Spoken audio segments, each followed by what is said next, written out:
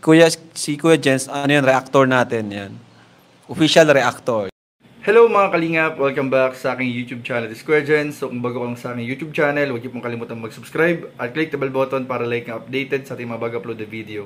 At huwag po natin kalimutang suportahan ng Puting Kalingap sa pangunguna ni Kuya Val Santos Matubang, Ate Edna Vlog at syempre Kalingap Rob. At para suportahan din po ang mga kasamahan sa Puting Kalingap, nandiyan po ang K-Boys, Kalingap Partner, Kalingap Reactor at lahat po ng charity vlogger sa buong Pilipinas sa tumutulong sa mga kabayan natin ng lahat may hirap. Suportahan po natin lahat guys. So ngayong araw mga Kalingap ay pag-uusapan po natin yung tungkol sa naging live po ni Kalingap Rob noong nakaraang araw po mga Kalingap at tungkol po sa Danjoy, sa Jomcar, sa Mikris at sa iba pa pong mga upload niya na sa mga love team at beneficiary po mga Kalingap at sa mga bagong rules na dapat po nating malaman, dapat sundin at syempre po mga Kalingap dapat po natin ipaalam din sa iba pang mga manonood, subaybay para ma-aware din po sa mga bagong rules ng Kalingap. So tara panoorin po natin at mamaya pag-usapan po natin yung mga i-announce po at sasabihin ni Kalingap Rob. In 5, 4, 3, 2 Kalingap po na po si Founder Bobby. Yun na nga po pag-uusapan natin. Isa sa pag-uusapan natin yung kay Kuya Bob kasi itong mga nakaraan lang nakausap ko siya and yun nag-overthink siya kung ano na talaga yung gusto niya. Parang natotoxican ata si Kuya Bob ngayon, parang gusto niya magpahinga bilang founder. Yun yung nasabi niya sa akin. Pero sabi naman niya sa akin, kung ano yung desisyon ko para sa kanya, yun daw yung masusunod. So nag-ano si Kuya Bob na kumbaga naisip niya na bumaba sa pwesto bilang founder ng Danjoy. Pero di pa naman po tayo di pa naman tayo pumapayag doon sa kanyang kagustuhan kasi sabi ko, nagkaroon ng Danjoy dahil sa kanya, di ba? Siya nag-push nun Siya yung nag-push nun. Kumbaga, siya yung sumalo ng mga bashing. Kuya Bob, yung sumalo ng mga bashing. Pero, mga Kalingap, ako po ay wala po akong pinagbabawalan sa K-Boys na tumanggap ng sponsors or sponsorship, malaya po ang mga sponsors natin kung kanino sila gustong magpahatid ng tulong, maging founder man yan o kung sino man.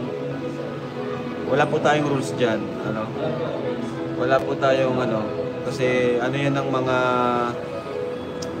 mga supporters or sponsors natin. Decision nila yan kung kanino sila magtitiwala. Kasi malay natin tayo, kung di tayo palaging available, busy tayo. Kaya kasi lang naman, iisa lang din naman yung goal natin. Yun ay ang makatulong. So, kumbaga, maghahatiran lang naman ng tulong So wala naman pong issue siguro doon. Di naman para sa kanila yung binibigay. Yun ay para sa beneficiary natin. Sila lang yung naging daan. Kaya sa akin, kaya baga sinasabi ko sa may mga gustong magpahabot ng tulong, pwede nyo idaan sa mga kasama ko, kakilala ko, kung di nyo ako makontak, o kung naman, sa page ko. Kasi sa page ko, 24/7, may nagmamando dyan, may tao dyan. May admin ako. Yan, yung Kalingap Rob na may 4.7 million followers na sa Facebook. Yun po yung only Facebook page ko. Yung Kalingap Rob na may 4.7 million followers. So wag po tayong magpapaloko sa mga ibang fake page na nauna pang mag-upload or di sumusunod sa rules. Ang rules lang naman natin, kahit sana at least makabuelo. Dapat nga 2 days At least 2 days na upload na yung natin vlog bago magawa ng reels.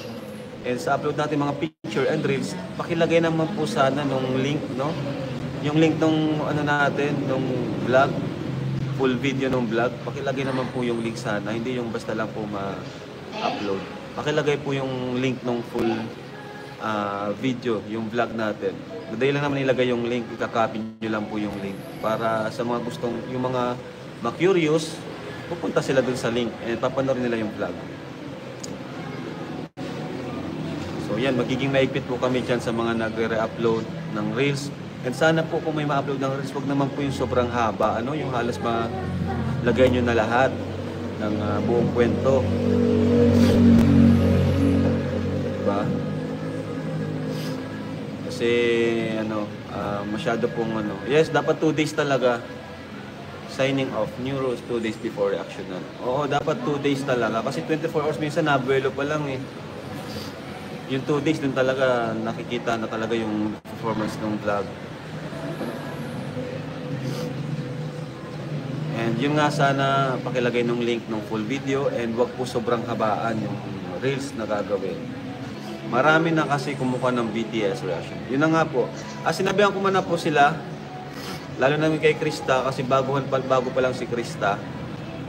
So, ang daming nag-vlog sa kanya nung mga nakaraan. Kaya sabi ko, wag na munang i-vlog si Krista, wag na munang mag-reels sa kanya. Ano? And sana ganun din kina Biancy, kina Joy and Carla. Sa ngayon kasi si Carla yung talagang masasabi kong na-overexposed sa mga behind the scenes and mga reels si Carla, no? Kaya medyo nawawala yung uhaw ng mga manonood natin. Kumbaga nawawala yung sabik sa kanya makita ang nag-iisang Carla. Kasi nakikita na sa mga reels, mga live. So wag na muna nating po si Carla. Kasi malalaman na lang natin one time, wala na nanonood, wala nang So yun nga mga Kalingap, in-announce na nga po ni Kalingap Rob, yung patungkol sa tila ba pagpaparamdam daw po ni Kuya Bobby na bababa na raw po ito bilang founder ng Danjoy Group. Yung mga supporters po na tumutulong at sumusuporta sa Tambalang Jomcar. So hindi ko po sigurado kung may live na rin po or announcement na rin po dito si Kuya Bobby. Pero ayun nga po, nabanggit ni Kalingap Rob na medyo nagpaparamdam nga raw po ito si Kuya Bobby na bababa po sa kanyang pwesto bilang founder ng Danjoy. So syempre po mga Kalingap, nakakalungkot po itong balitang ito dahil si Kuya Bobby po marami na rin po naitulong sa Danjoy. At syempre po mga Kalingap, malungkot din po ito dahil matagal din po yung pinagsamahan ni Kuya Bobby at ng mga nasa grupo ng Danjoy. Pero kung ano man pong dahilan nitong mga ganitong hakbangin ng ating mga kasamahan ay tiyak po meron po silang sapat na dahilan.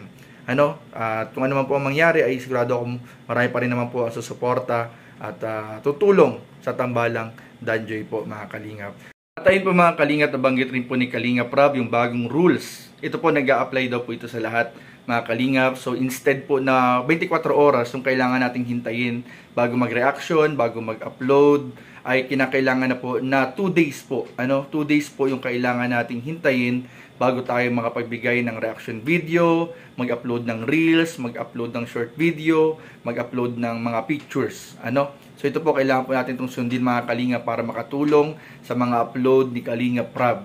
Kasi po, ang dami pong nagre-re-upload pa rin ng mga video clips, ng mga reels, nang wala pang 24 oras. Kaya naman, tinitingnan ni Kalingap Rob na ito yung mga possible na dahilan kaya bumababa yung views ng ibang mga upload dahil yung iba na hindi pa sumusunod sa 24 oras na rules. Kaya instead pong 24, ginawa na po itong 2 araw mga Kalingap. Kaya sa mga mag-upload ng picture, ng reel, short video, kailangan na po natin maghintay ng 2 days po mga Kalingap. Ng 2 days. At ayun nga mga Kalingap, kinakailangan pong ilagay din natin ang link ng video vlog ni Kalingap Rob sa description ng bawat upload. So kailangan po natin sundin yun mga Kalingap para po syempre mga Kalingap si kakaganda po lalo ng views ng mga upload ng mga beneficiary. Para din po makatulong sa kanila yan at pandagdag po sa pantulong ng Team Kalingap. At ayun nga mga Kalingap, pinagbawal din po ang too much exposure sa ating mga love team muna sa ngayon. Bawal po muna yung mga BTS, bawal po muna yung mga makikita sila sa mga live. So ayun po, medyo nilimitahan po muna ni Kalingap Rob yung exposure sa ating mga love team. So kailangan po natin sundin. Kaya tutok lang po tayo mga Kalingap sa mga update at upload ni Kalingap Rob. So yun lamang po at maraming po salamat sa inyong panonood. Please don't forget to like, comment, share, and subscribe sa ating mga video. Maraming po salamat. God bless. Bye-bye.